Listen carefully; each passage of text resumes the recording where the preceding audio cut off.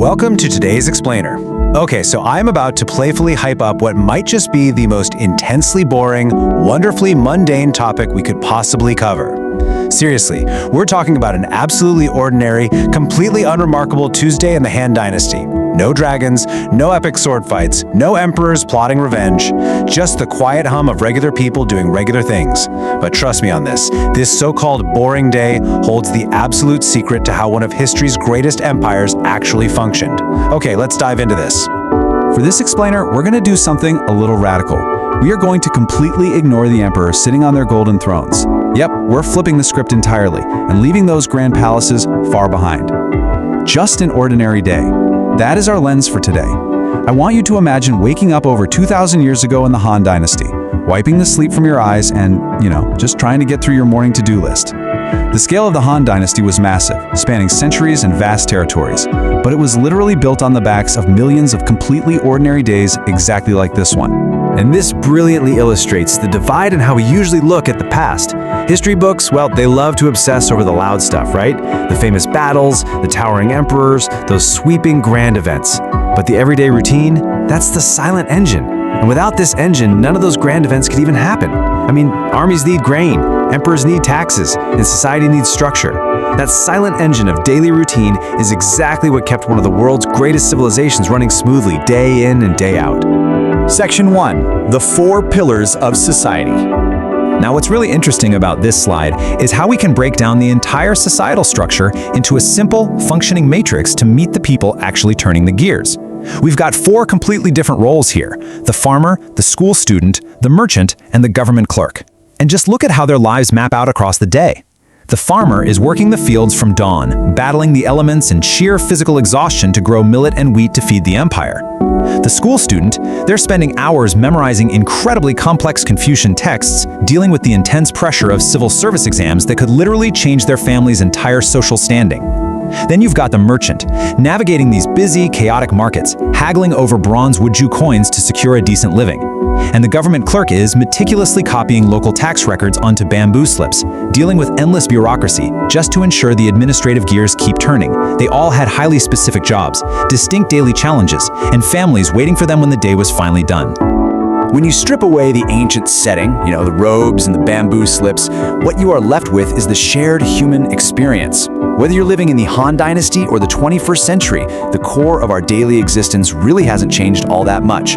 Just like them, you're dealing with specific work tasks. Actually, maybe you're staring at a spreadsheet instead of a rice paddy, but hey, the everyday grind is exactly the same.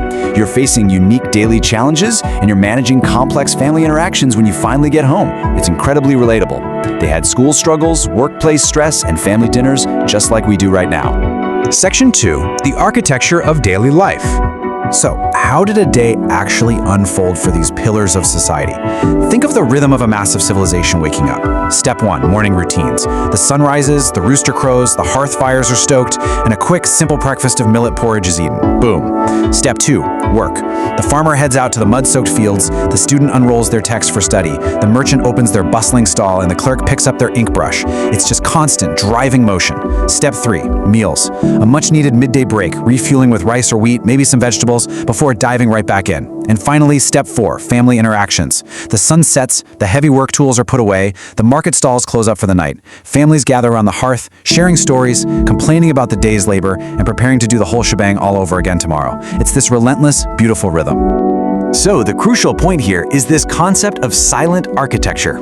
We define this as the unseen framework of ordinary morning routines, daily work, meals, and challenges that collectively keep a great civilization running. It's silent because, well, no one really writes epic, soaring poems about a clerk filing local taxes or a farmer weeding a field for the 100th time. But it is architecture because it's structural. It's absolutely essential. Without this constant, repetitive foundation, the entire empire collapses. The Han Dynasty wasn't sustained by magic or sheer imperial willpower. It was sustained by millions of people simply doing their jobs, day in and day out. Section 3. Why boring history matters.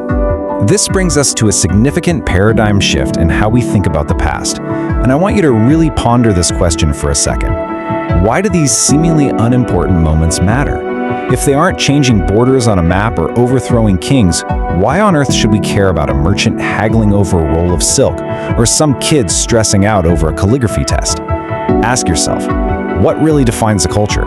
Is it the tiny percentage of people at the very top making the rules, or the massive majority at the bottom who are actually living them out?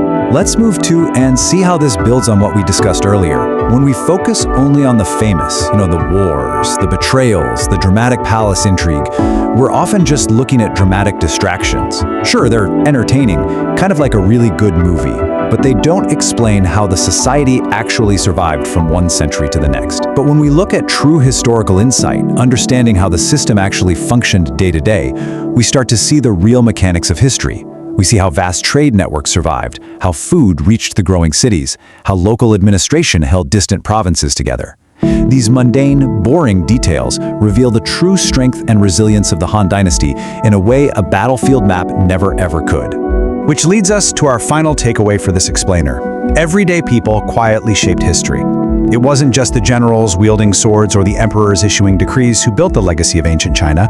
It was the farmer, the student, the merchant, and the clerk. Their routines, their struggles, and their completely ordinary days were the literal building blocks of an empire. And that leaves us with a fascinating, provocative thought to end on today. If the silent, ordinary routines of the past are what truly built history, then what are our mundane, daily routines building right now? What unseen architecture are you a part of today? Keep that in mind the next time you think you're just having a boring day. Thanks for joining me for this explainer, and I'll catch you next time.